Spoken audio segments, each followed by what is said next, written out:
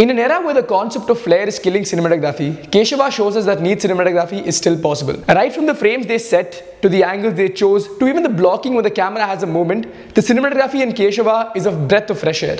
The film's biggest advantage and disadvantage is the music. In some scenes, the sound and music really gives a gripping feel and goes with the flow of the film. But for a film like Keshava, silence also plays a major role, which we didn't really see in the film because there was BGM throughout. Usually when they choose a lot of aerial shots, it's kind of irritating because the camera quality might change because the angle keeps changing and not too many actions take place, we feel too detached. But in this film, even though they use a lot of aerial shots, it was very beautifully shown and it kind of went with the mood of the film. There are two key concepts in cinema: coincidence and convenience. Convenience is basically when a series of events happen to support the script. In this film, they use the concept of convenience to the maximum. The film is split into various chapters which signify the passing of time.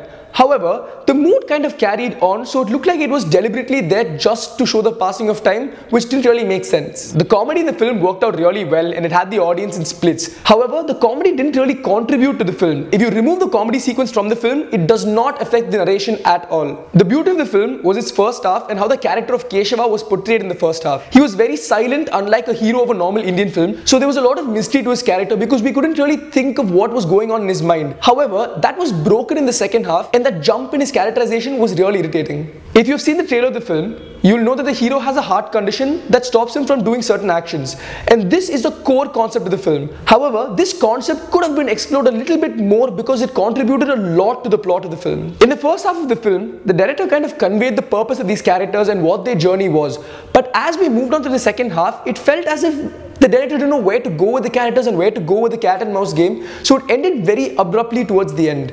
I think Keshava is the right example for a film with a really good script and really good intention that has been diluted by romance and songs and comedy that didn't really contribute to the narrative.